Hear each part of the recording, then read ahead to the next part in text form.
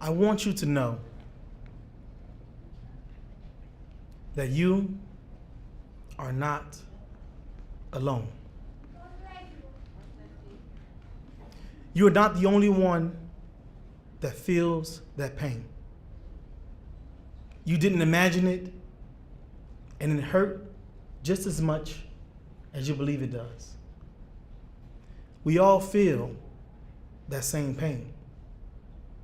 The agony of defeat, the horror of loss, the anxiety of fear. We are all hurting. We all in this district had to suffer for one reason or another through an unjustified wrongdoing because of the failure of our government.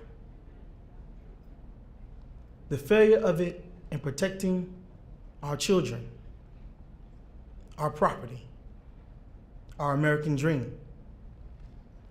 Its assault on our quality of life. Its degradation of our pride. No matter if you are the Bahamian, the white, the Haitian, the Cuban, the Puerto Rican, the Indian, or the African American, each of us has a story of pain to tell. And each story is the Iliad that crafts the image of ourselves that we project into this world. The image that's broadcasted on WSVN, WPLG, Fox, and any other network that gains its ratings through the announcing of our sorrow. Indeed, we are hurting. And the government hasn't even had the decency to apologize. It didn't apologize to the Negroes in Colored Town for destroying their community, nor to the Tequesta Indians for demoralizing its ancestors by building upon their burial grounds. The government, through Hope 6, took our land, our homes, our memories, and trashed them without regard. It gentrified a community, disenfranchised its people, and won't even memorialize what was once there with a mere placard. No dogs, no blacks, no Jews. That's painful. But our government just wants us to move on. Not anymore. Not in Miami. This government will lead in the healing of its people. So from this day forward, I want each one to tell one that the state of District 5 is in healing. We are healing from the wounds of our past through the ailments of poverty, crime, lack of investment, slum allowance, and apathy. We are healing in Overtown, where through the work of the Community Redevelopment Agency, we have invested nearly $35 million to the town park community to provide hundreds of families the opportunity to have decent and standard housing and guarantee generational wealth for its residents. For decades, many of these property owners suffer from rat and roach infestations, raw sewage leakage, faulty electrical systems, decaying plumbing, and varying levels of slum. But today, as more and more residents move back into their fully renovated homes, they have come to realize all they could have dreamed of. Wooden cabinetry, granite countertops, stainless steel appliances, pre-wired high-speed internet connections, modern metal roofs, and new private outdoor patios. Town Park is a community again, full of pride and ownership.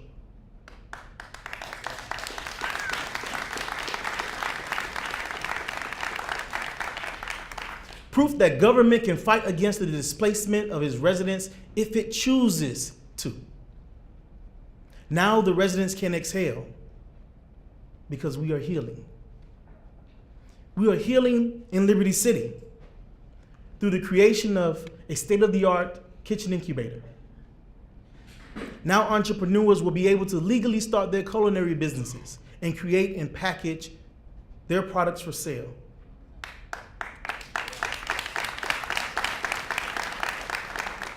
Now our community has the resources to enable its residents to grow their businesses, hire employees, and empower themselves economically through hard work and dedication. Our community has been begging for affordable commercial kitchen space, and now we have it where they least expected it, walking distance from their homes. We are healing. We are healing in Little Haiti, where our Haitian brothers and sisters have been formally acknowledged for their contribution to the Miami community through the official designation of Little Haiti.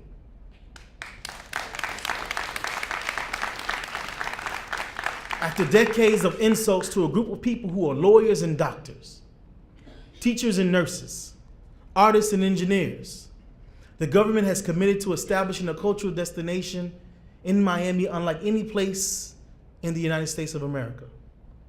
People who travel to Miami will soon marvel at a place that is bustling with music, dance, artistry, and prosperity. The Haitian experience will forever have a place in the Miami community, and their efforts will result in rising property values, greater returns on their business investments, and pride and branding of their community. We are healing as we realize the benefits of the $400 million bond issuance that was entrusted to us for your best interests. $100 million of it for affordable housing and economic development.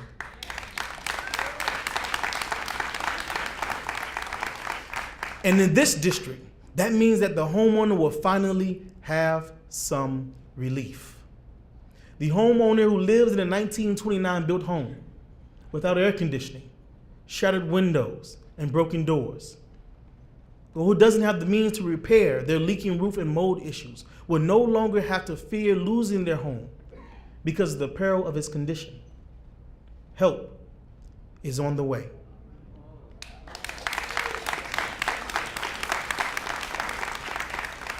We will repair your homes to ensure that you and your families are safe during storms, because every property in District 5 needs to meet a standard that we all would live in. Gone are the days where we build high-rises of beautiful apartments and shelters with dollars that you invested in government, where drifters live in conditions that are immensely better than yours. We all deserve a better place to live and better quality of life, and it all begins today. We are healing in the Upper East Side, where the homes are threatened by rising sea levels and flooding, where each passing year is a reminder that if government doesn't act, then these inland homes will be island homes to themselves. We are investing $200 million to begin to protect these sort of neighborhoods, and it's precisely the sort of investment that government should be making.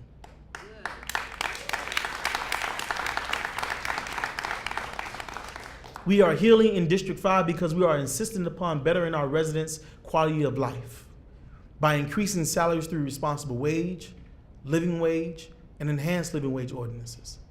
We are providing reliable transportation through a Wheels to Work program, painting homes, and maintaining abandoned yards through a clean community initiative. Because no family should have to live next door to garbage and feel powerless about the downward spiral of their community. We can better our community, and we will. Residents must feel empowered and unashamed about wanting their community to look pristine, like the community you always dreamed you would live in. Your community can be that community. And if you are not ready, you should be aware. Other people from other nations will build their dreams upon your land, and you will be powerless to do nothing but watch, because they were up all night trying to figure out what to do with your stuff while you were asleep in bed. Don't be that community. We are healing through our alleyway improvement initiative, where as of today, we have spent nearly $2.7 million on repaving, striping bike lanes, and installing quality lighting throughout public alleyways in the district.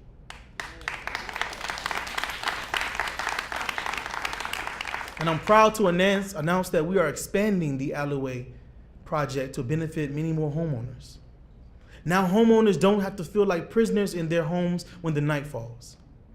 They are free to enjoy their backyards without the fear that burglars are lurking.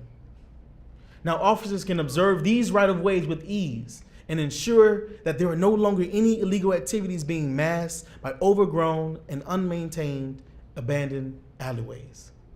We deserve better. We are sick and tired of outsiders and some neighbors illegally dumping trash on and adjacent to our properties. So now we take back our public spaces and use them in ways that are beneficial to us. We must now be the vanguards of community cleanliness. It doesn't take any money from your pocket, only the pride in your heart to show that no matter how much you purchase your home for, you value a decent community. Together, we can do this. We are healing because of the Anti-Poverty Initiative, where each commissioner has the power to combat poverty in his district the best way that he knows how.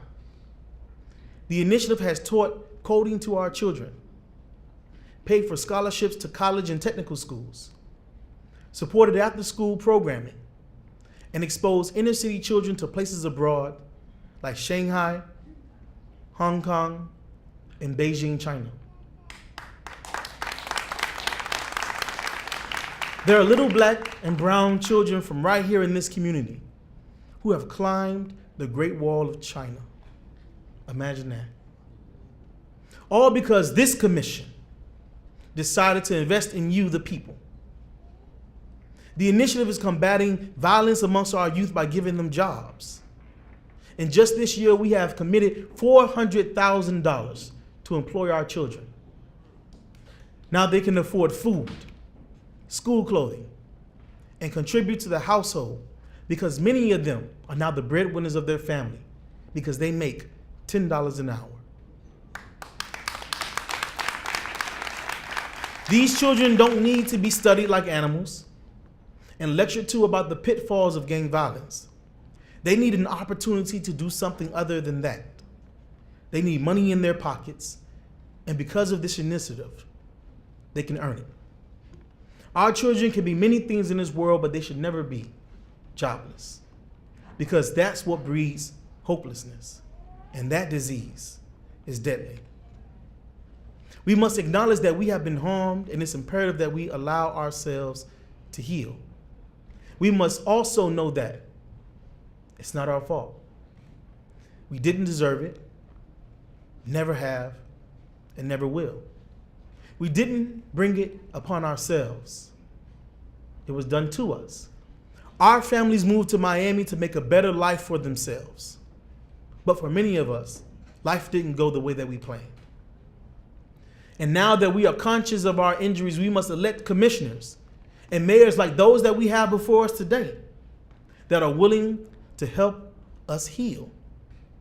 We need elected officials that care more about their community than their political career.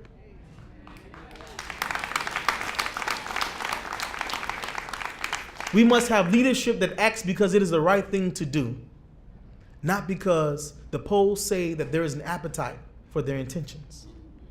Oftentimes, we as individuals need help to heal. We see counselors and therapists, pastors and doctors who prescribe us medication. Here, it is no different. Government must prescribe a remedy to the suffering that's occurring in our communities. How dare a government that wants you to invest in amusement parks, baseball and football stadiums, and homeless facilities, but has never thought enough to invest in you?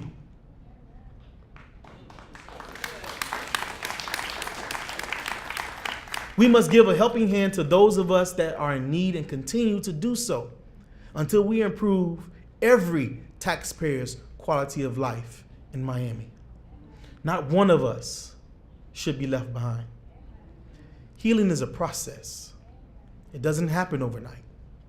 It has its moments of happiness and despair, joy and discomfort. But it's a process that we must go through. And I'm happy to go through it with you.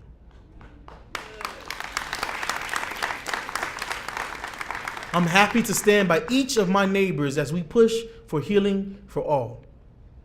Not just for the rich, but for the poor alike. Not just for the blacks and Latinos, but for whites as well. We are healing together as one community.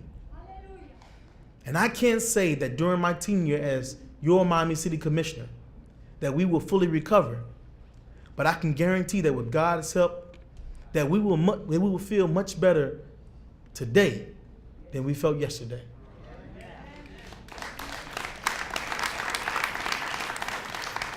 We are going to move the needle on hopelessness, joblessness, quality of life, slum clearance, and housing affordability in the city of Miami.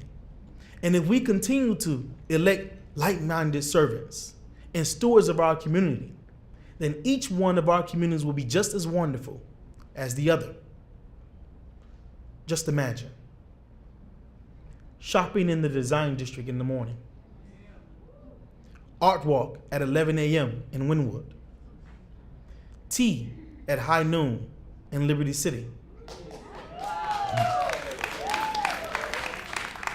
organic farmers market at 2 p.m. in the Upper East Side, rah-rah at 5 p.m. in Little Haiti, yoga at 7 p.m. in Spring Garden, dinner at 9 p.m. in Buena Vista, and jazz at midnight in Overtown.